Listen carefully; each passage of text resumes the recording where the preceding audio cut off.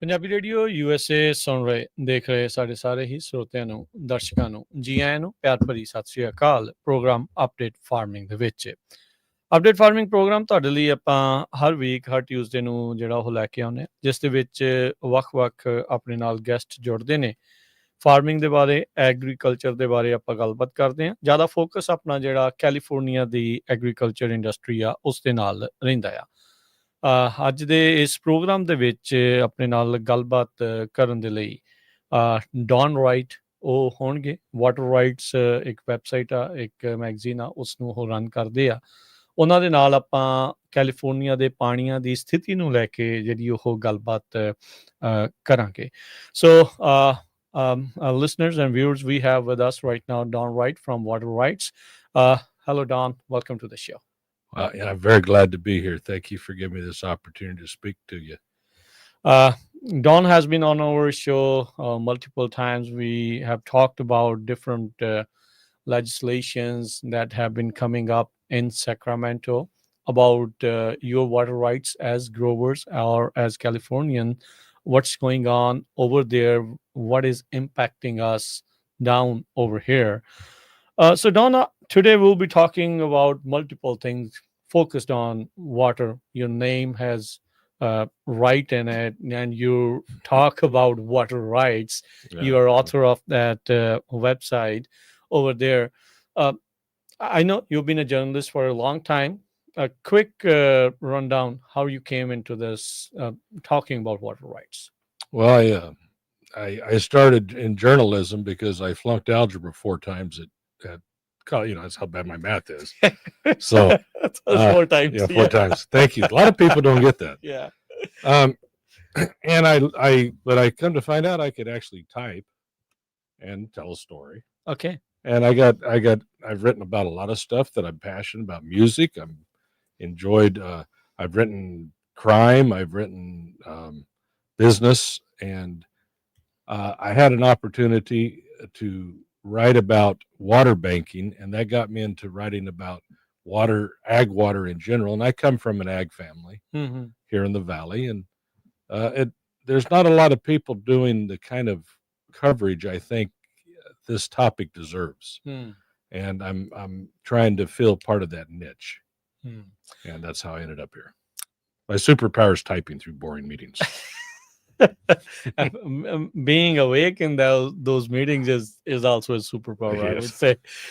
So eventually in California 10 years ago, SGMA came into being, like sustainable groundwater management. Like what's up with that? Why did we have to have SGMA?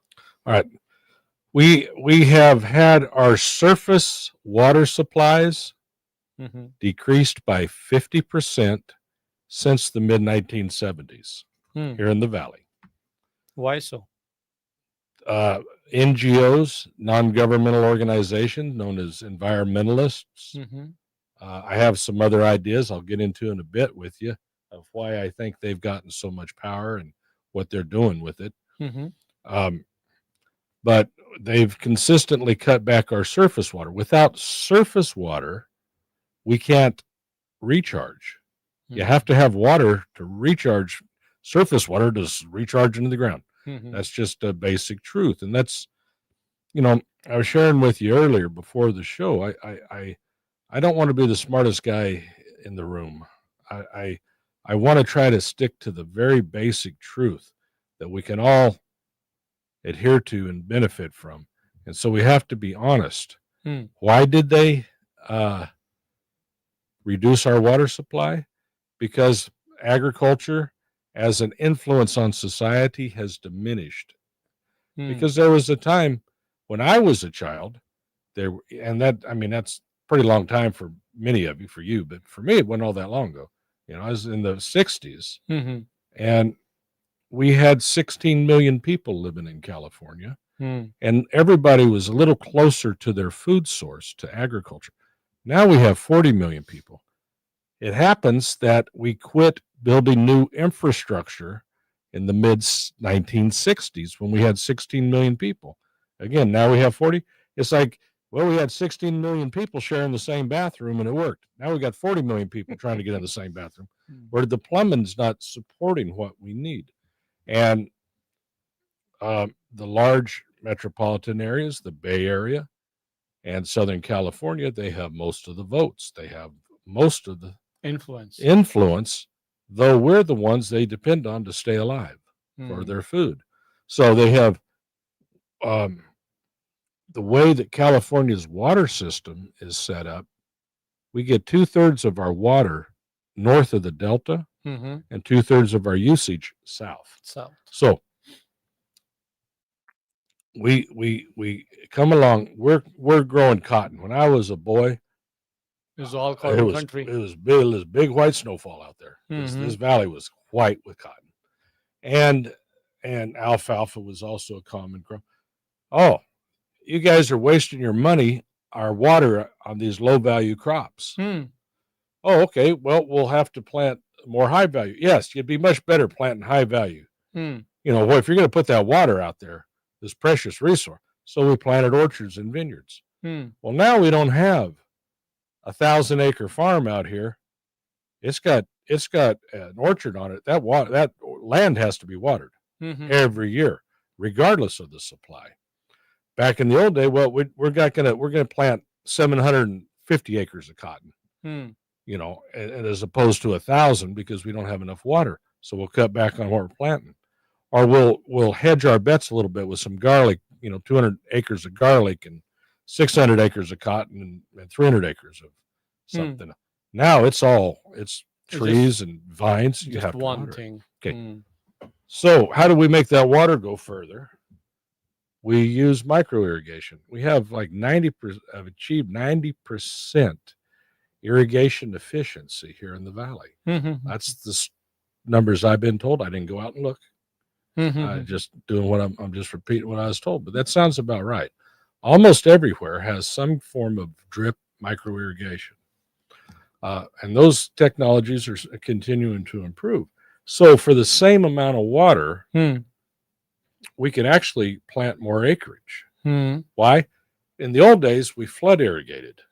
So we would get the snow runoff, it'd come down, we'd flood that land, and it would sink and recharge the aquifers. Now we're not doing that. Not only are we not getting our surface deliveries from the main canals, we're also not getting that flood irrigation.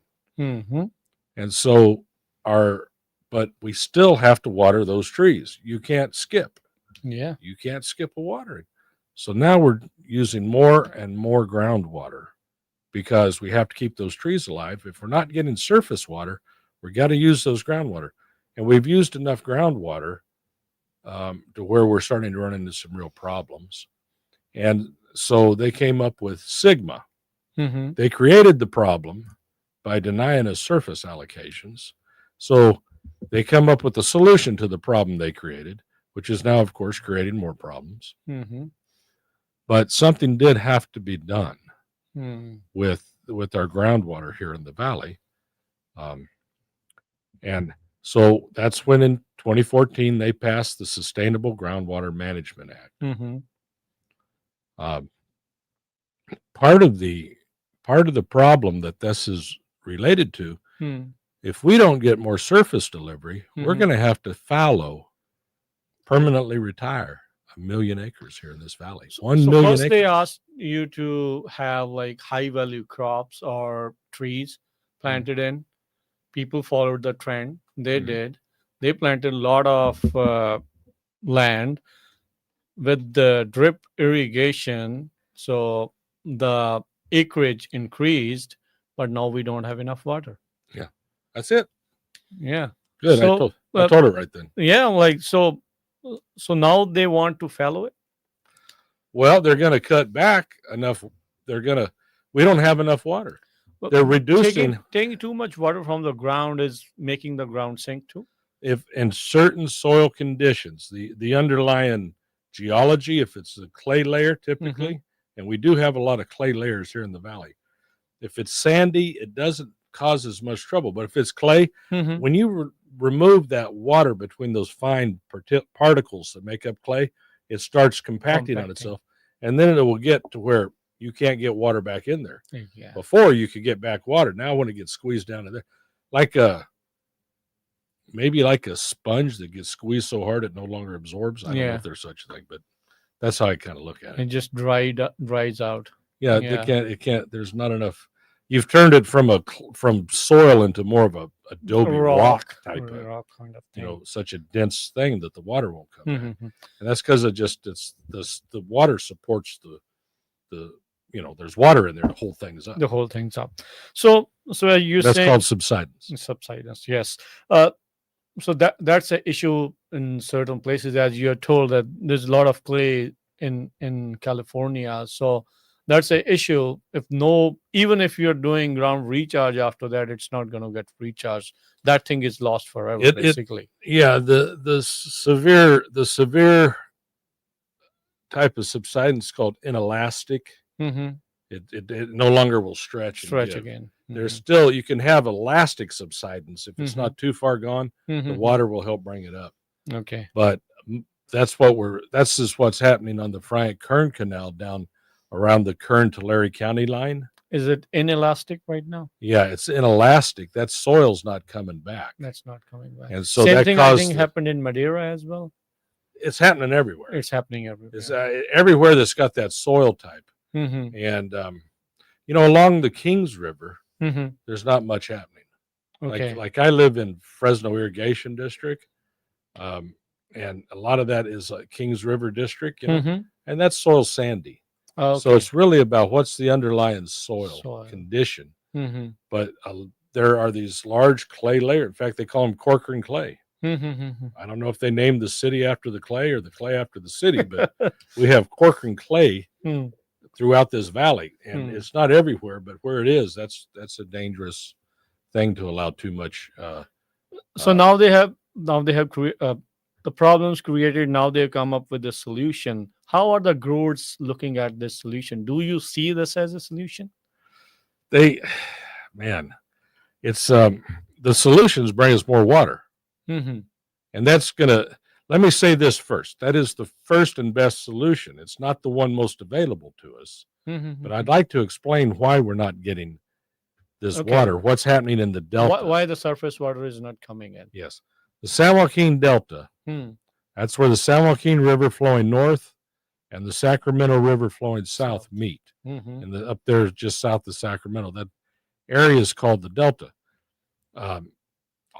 Most of the watershed in the Central Valley, it all ends up there. It's the low spot, and then it flows through there, out through the San Francisco Bay into the ocean. Now, I've been told we, on average, allow 10 million acre feet to flow out to sea every year, above and beyond the amount of water we need for the environment and for the Bay Area's usage. Okay. So why 10 million acre feet? Well, my theory is if they don't keep that fresh water flowing, all there's millions and millions of people up there from Sacramento to San Francisco in that Bay Area. They're dumping all this pollution into that bay. They're treating it, right? It's going in the sewer system. They're treating it.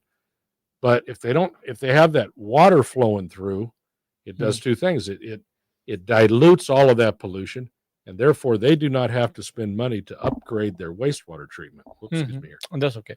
And secondly, it helps push the salt out of the Delta. Now, before there were any dams, salt water would during a really bad drought, salt water would come up up to Sacramento and Stockton, that far upstream. Could be some bad, and the Delta was a salty area. Now it's used for growing and farming, and people live there, and they want to keep that salt out of there. So, but they put some blockages over there in Bay Area. Those barriers, yes, the salt barriers. Is it working properly? I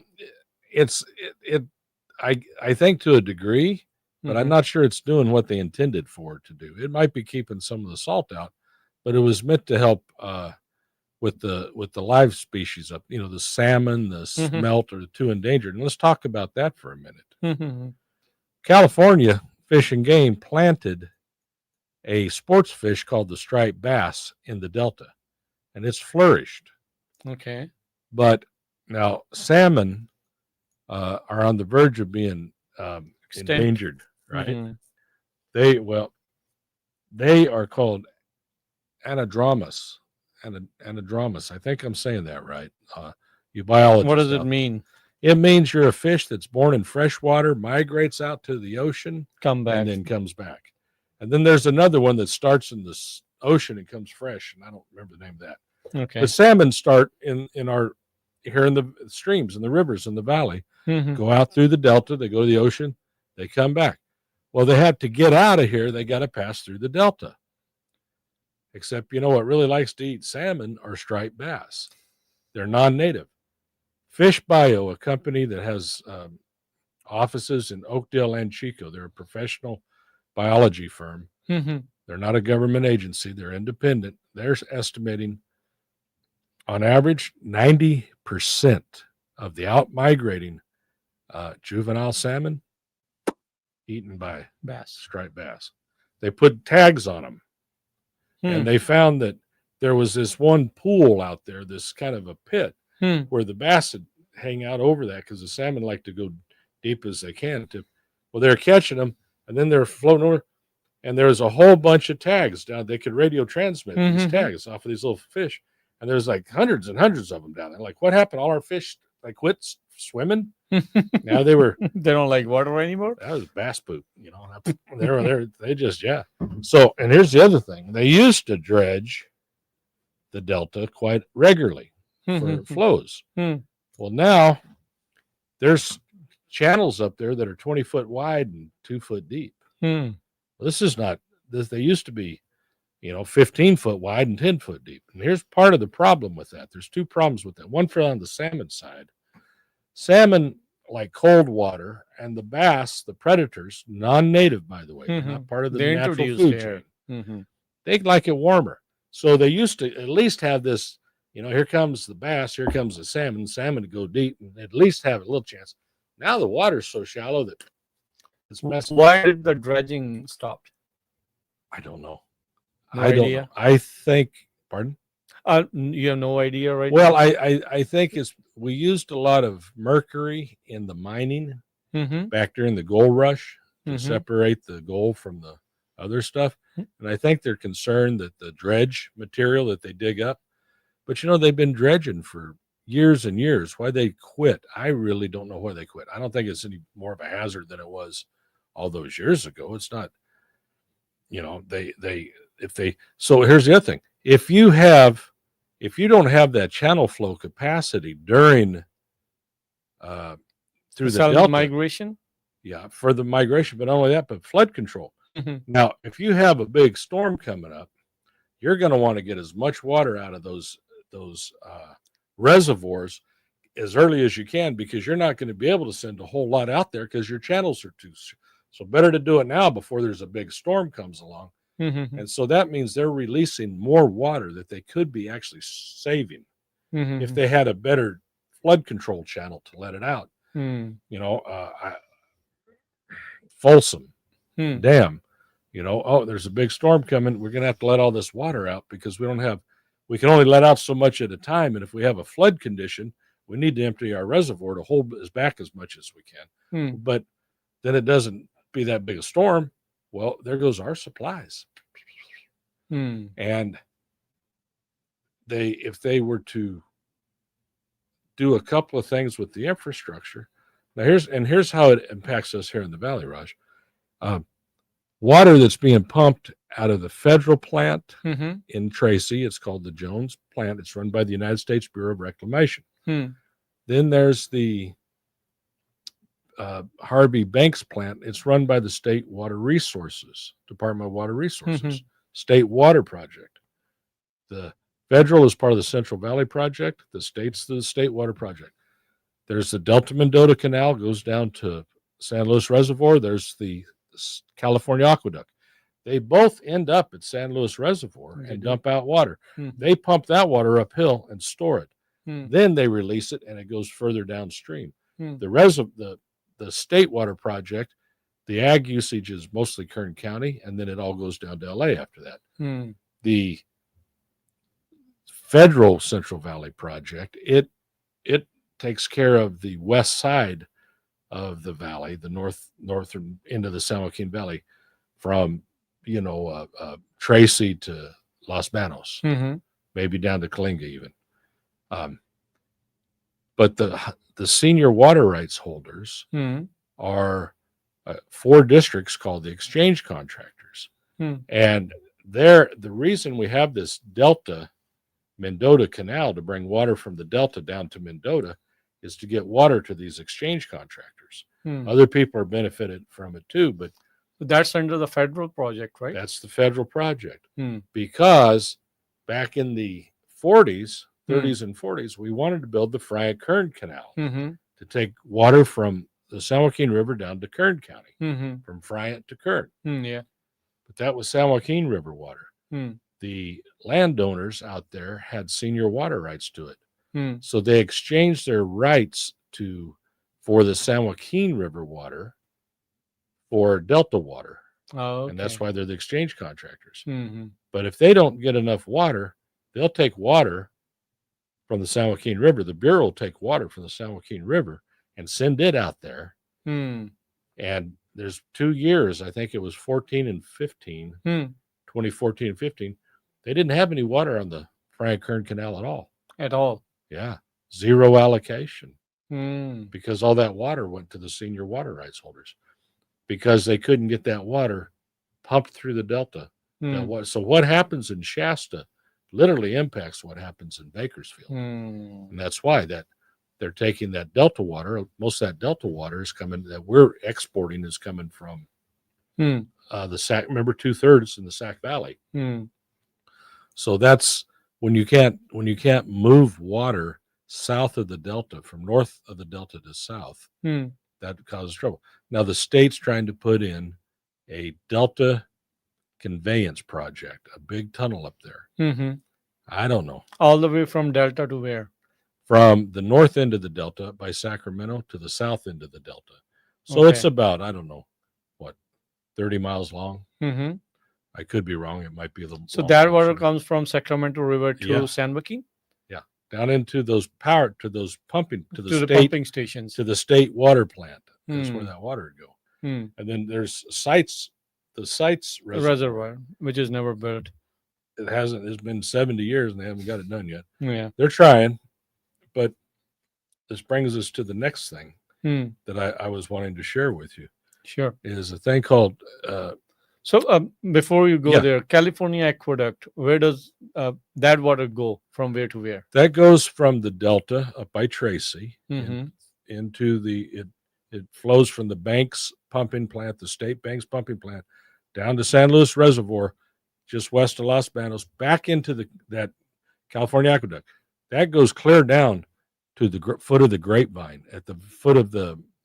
It goes to LA basically. Oh yeah, it goes to LA. So that water is specifically for the southern population.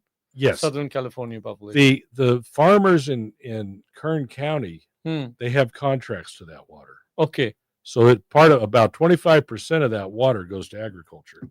75%. You know, when you're going up the Grapevine there south of Bakersfield, you see those big pipes. Yep. That's the part of it. aqueduct. That's part of the Mm. aqueduct. Mm. They're pumping that water up there, then they pump it, and it goes and it ends up in Los Angeles. Yeah, Basin. there's I think a couple of reservoirs in between too, Mhm. where they store it and they Yeah, they have more Diamond is, pumping. I think Diamond. There's Castaic Lake. Yeah, Gaston Yeah. Lake. Yeah.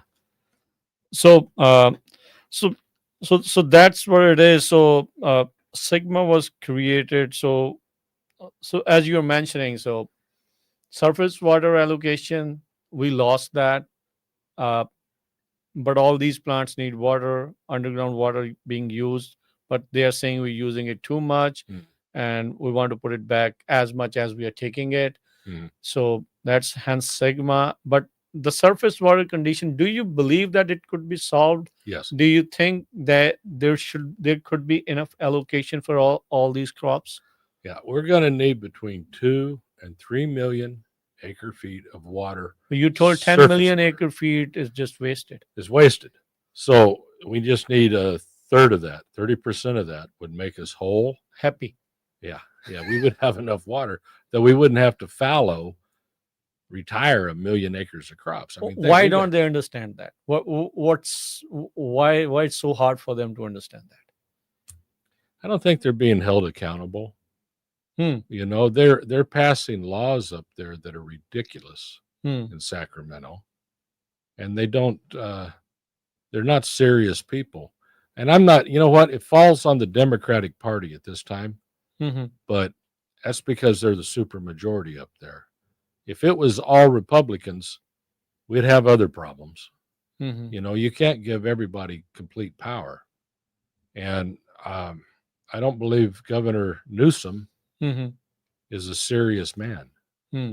I don't think he takes these things serious. He grew up in San Francisco, rather wealthy, Mm-hmm. and I don't see anything that shows me that those people up there are in touch with the reality of what it takes to grow food. What basic reality is. They don't have to deal with it. God bless them. You know, they didn't grow up in a situation where if you don't water your crops, the crops die, you go broke, you lose your home, and somebody goes hungry. They don't know what that's like. So do they have illusion that all the food comes from just the markets? I think so.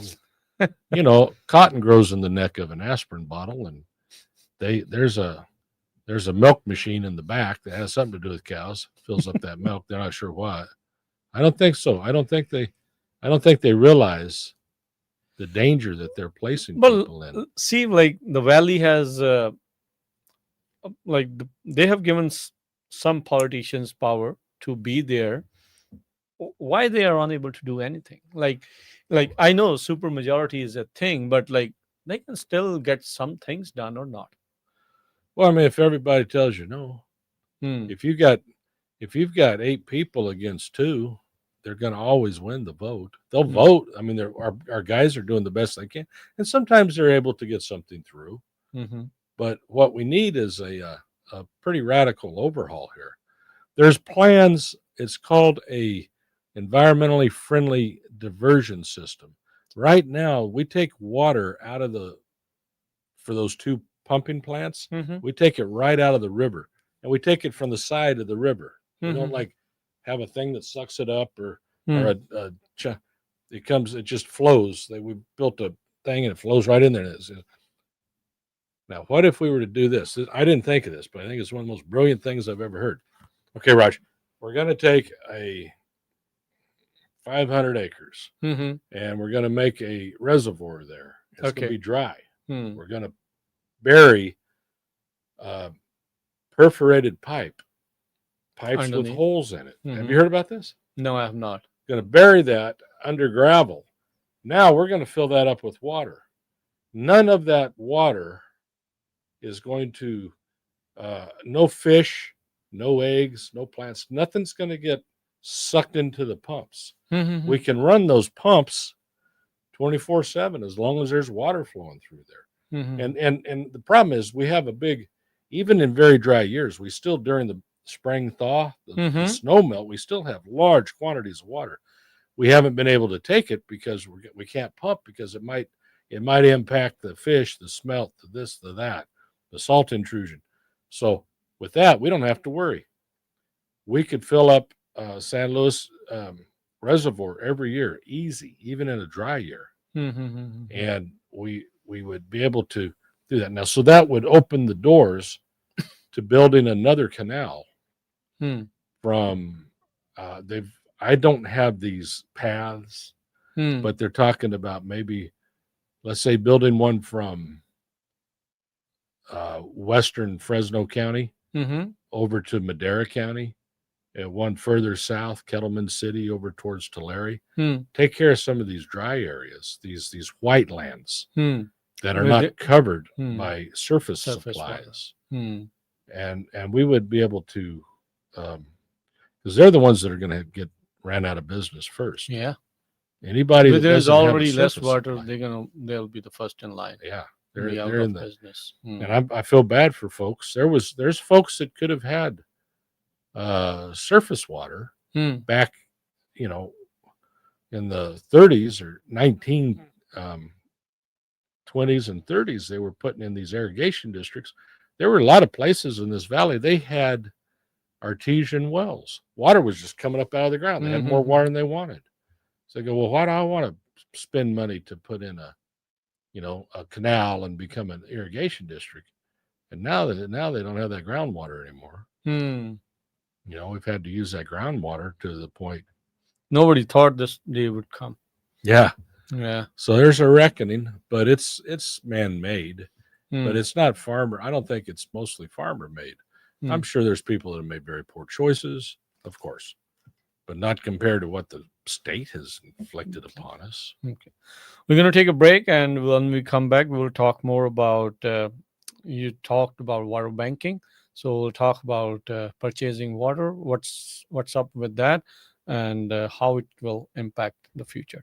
So stay tuned. We'll be back soon.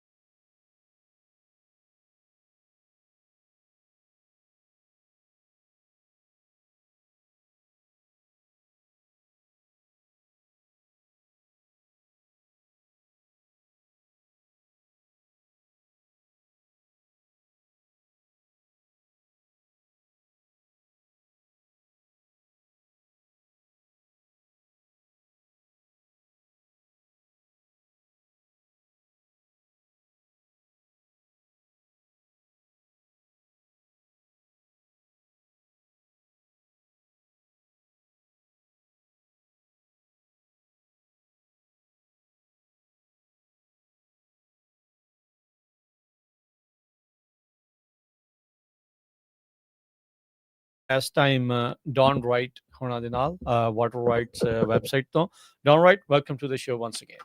Don Wad for having me. Yeah, so you literally learned one word today, huh? I know one word of Punjabi now. Yeah, that's good, and it's a good one. Yeah. So what we were talking before, like you're talking about NGOs as well, environmentalists as well, when you said that okay, 50% of the surface water allocation being lost, or they've driven it away. And do you see like these not dredging happening, salmon and all those kind of issues being amplified them by more? I think that it has been amplified because they really don't want farming in California. Now, when I was writing for the LA Times, I wrote a story regarding what they called deep ecology. Was their word in those days. Okay. Deep environmentalism, you might call it now. They were going so far as to advocating we don't have any more humans on Earth. Everybody quit having kids and the Earth can return to its natural state. Well, I don't think that's natural. We're part of the Earth too. True. So we're not getting, we're getting some people that are fundraising, and they're these non-governmental organizations. They're a lot of times they're law firms pretending to be environmentalists, pretending to be social justice.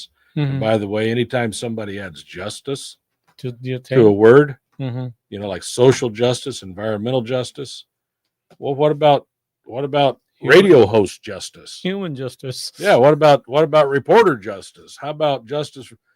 Oh, you don't agree with me? Oh, you're unjust. It's just a scam. It's a perversion of the language. Yet our government at the state level has written that into law. You can actually read government documents referring to racial and environmental justice. Social justice is crazy. All right. If you go to my website, waterrights.net, and that's water and a WRIGHTS is how I spelled my last name, Wright, like the Wright brothers, but with an S at the end, waterrights.net. I reprinted from the Delta Currents by a gentleman named Paul Whelan, real smart fella. He took a look at what is the California Department of Fish and Game doing, and how does that impact us?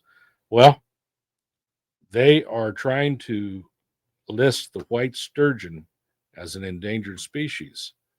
They took an environmental group, wrote a paper saying, oh, they're endangered. They didn't show any scientific reason for it. And the Department of Fish and Game took and accepted that as scientific statement, and that's their reasoning for listing this fish. What will that do? Well, it would reduce the amount of water we'd have available, because we got to give it to the fish first. And if it turns out there's nothing wrong with those fish, well, it's hurting us. It's just a way for some reason they want to return the world to the valley back. They want a corridor down 99 of housing, and they want the rest of it to go wild. I have heard Devin Nunes told me that.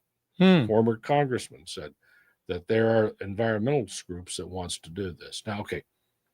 But how do we fight that? Gosh, we have to take back the government, and we have to hold the government accountable. Is how we take it back. And let me get that. But what I want to say, the results that we're living in today is we have groundwater sustainability agencies. They're called GSAs. Under SGMA, the Sustainable Groundwater Management Act, they required that we organize the valley into groundwater sustainability agencies, and that these agencies write groundwater sustainability plans. So they're commonly called GSAs and GSPs. I know a lot of because I've been to PAG events, Punjabi American Growers Group events. I'd recommend any Punjabi farmer joining that organization. I happen to think they're wonderful. And I'm not saying that because I'm sitting here with you to blow smoke. I like that they fight, that they are not sitting around going, oh, well, this is bad news. Farmers are busy. Yes, they're very busy, but so's everybody else. And yet the amount of I've sat in rooms in Sacramento where they gave away $7 billion. I was the only reporter in that room. There was nobody else from any of the other farm publications for water infrastructure. Wow. Which they haven't delivered it yet, but they were starting to do. If farmers start showing up, there's a guy named Wade Crowfoot. He's the California's Secretary of Natural Resources, that's analogous to the Secretary of Interior on the federal level. So Department of Water Resource, Environmental Protection Agency, all that stuff's under him. Wade Crowfoot, one of the more charming people you'll ever meet in your life, by the way. You can't help but like the guy. Can't always agree with him, but you kind of gotta like him. I do anyway. So he tells me, we have these. I'm not quoting him exactly because I don't want to get him in trouble, but he's something to this. Something to this point. So he's telling me, says, oh, we tell the teachers are only going to get a 13.7% raise instead of the 15.2 they were asking for, and they're up here in Sacramento swarming in matching T-shirts, swarming like flies all over everywhere, protesting. Farmers, we have a bill that can impact billions of dollars of ag industry. Got 2 or 3 farmers, maybe. Well, what's the reason we're out you driving think? The tractor. Bull, huh? What's the reason you think? What is the reason you think they don't show up? They want to just go out and farm. Have you ever tried to get like 10 farmers in a room? They're like herding cats, They just want somebody has to do it or not. Yeah, but somebody, and this is why an organization like POG, they're actually a little more aggressive. We don't have a lot of aggressive stuff. Now, how I found out? You guys held a big protest. You were gonna drive your tractors up there. You were gonna take all the trucking and block the intersections. And I went, yes, somebody's gonna do something finally. And I love that. I love that spirit. And that is, I do believe, I'm not advocating for any violence, nothing like that. But if we don't get up there and tell them how it is, they're going to tell us how it is. Yeah. And now, you've been listening to it already. Yeah. They've been telling that for so long now.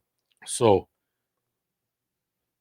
they can get away with this because they're not being held accountable. When's the last time you read in the news anything that where anybody besides the very most inside on farming read a story about farming, about a law that's being passed up there?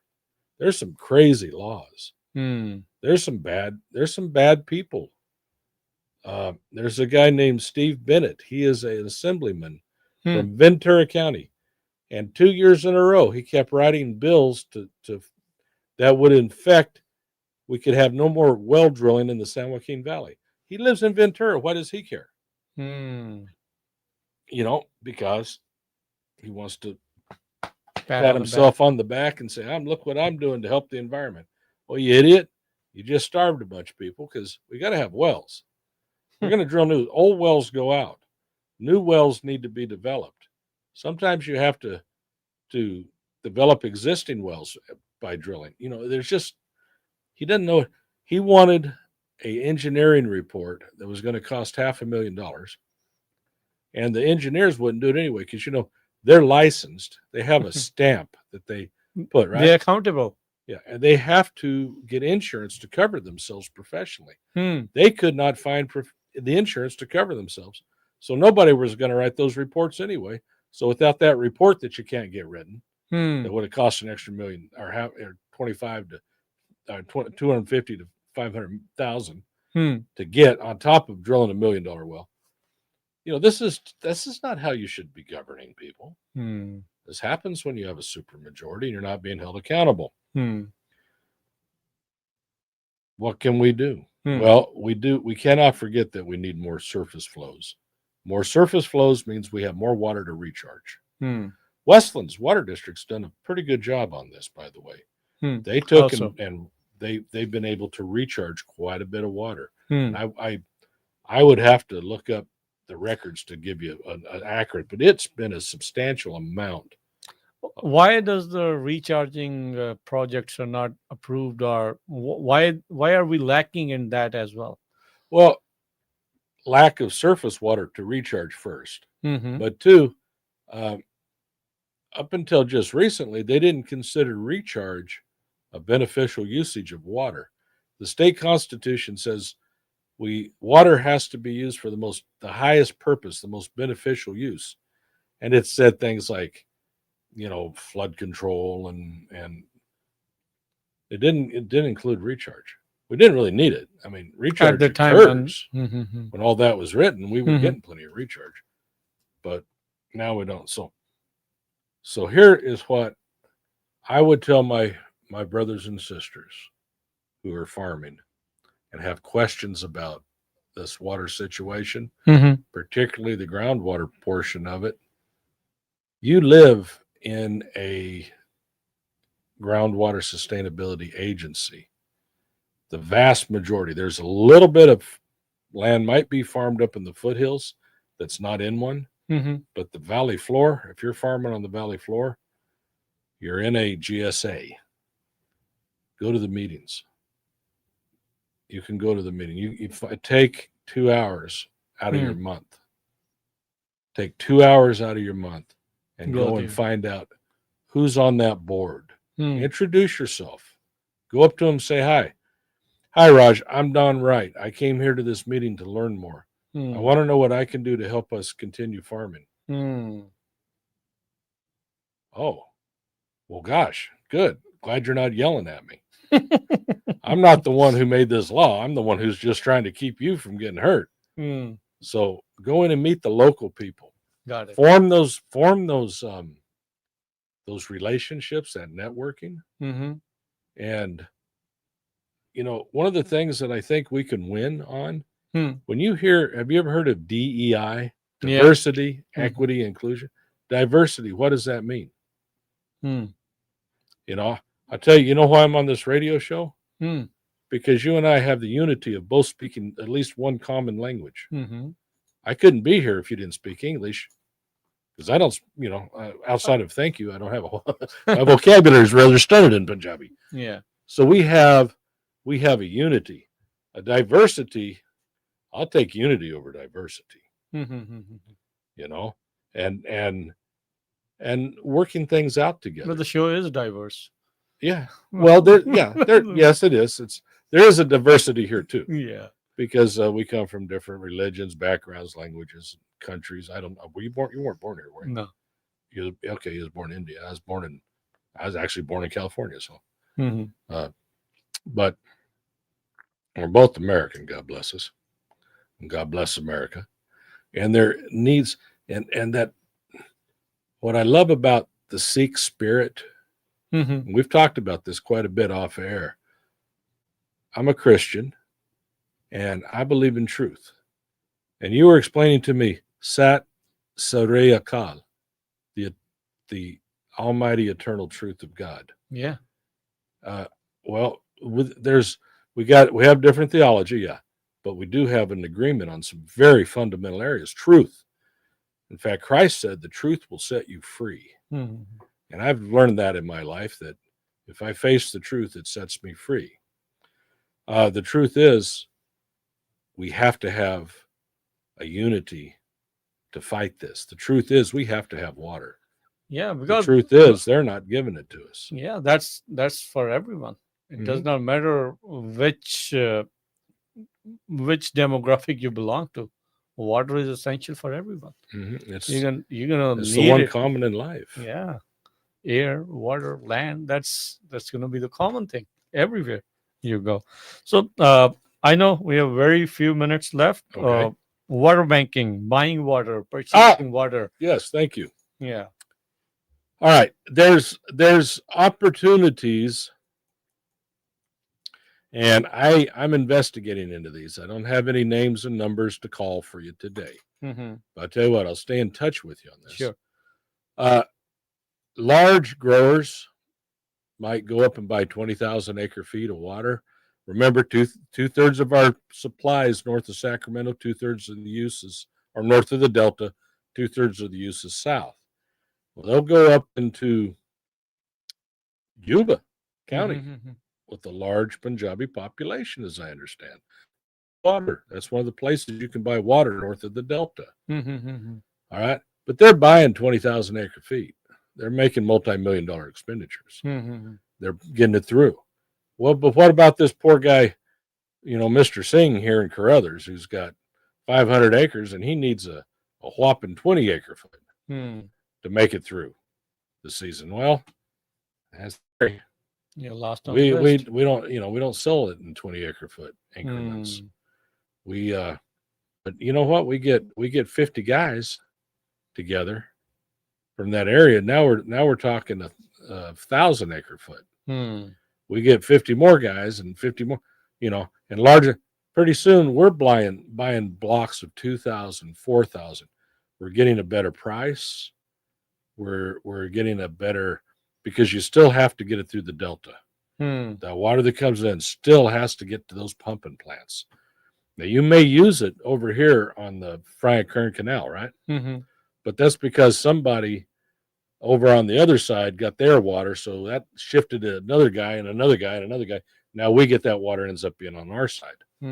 It's not necessarily molecule per molecule. We're not literally sending 20 acre foot from Northern California to Tipton or something, but it works out that way. So this is something to start looking into. I'm looking into it with some water brokers.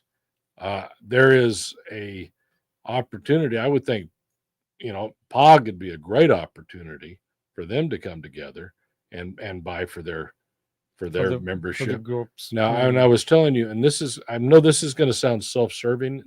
It is a little bit, but the reason I glommed on, I have a client called Weather Tools.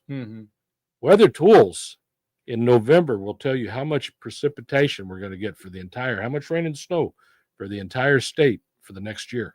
In November, all of it. And in addition, from Shasta, all the reservoirs, Oroville, Folsom, Don Pedro, Bryant, Pine Flat, Lake Isabella on the Kern, from Northern Valley to the south, how much infill they're going to get. Now, if I'm looking at a year coming up here, and I know in November that I'm going to need extra water, I'm going to try and buy it when the season's young, when there's still water available, when there's conveyance available, space available. I'm gonna act quick. But wait, this forecast says it's going to be a wet year. Well, I don't want to invest my money in buying extra water. I may need to invest it in fungicides or something, because it's going to, it's going to be a wet year. So that they're called Weather Tools. And I think that's going to open up so they're quite a lot of opportunity. They're pretty accurate. They have been 95% or more accurate for the past 9 years. Okay, that's a good number. That's a pretty good number. There's a place out of San Diego called the Scripps Howard Institute. They have partnered. They've sought out Weather Tools because they didn't believe they could do what they said they were going to do. Now, Scripps Howard is looking at atmospheric rivers coming off of the Pacific, and they're going, man, this lines up with our stuff. How did you figure? They go, we didn't think it could be done. Now they're partnering together, and we're approaching different areas of the state and saying, come on board. It's available at various price ranges and all of that. And again, I'm not trying to be. They're my clients, so of course I want them to do well. But you know what? If it helps the growers, we should. Pardon? If it helps the growers to decide. Yes, that's why I got excited. I've had mad scientists chase me up and down Highway 99 for 20 years. Help me sell my stuff to these farmers. Help me do. And I can't, if I come up with a really piece of junk and it kills your trees, you're accountable. Oh, I don't need that. I don't need that in my life. I got to be friends with you tomorrow, right? Exactly. I got to still be your friend. Yeah. And so I've checked these guys out closely, and I'm excited about that. There's hope. I don't want to go away negative bummer. Yeah.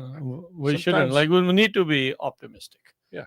Yeah. I've got, as you know, I've got a family situation right now. I'm having to walk down some roads, Mm. some paths that I don't want to walk down. Yeah.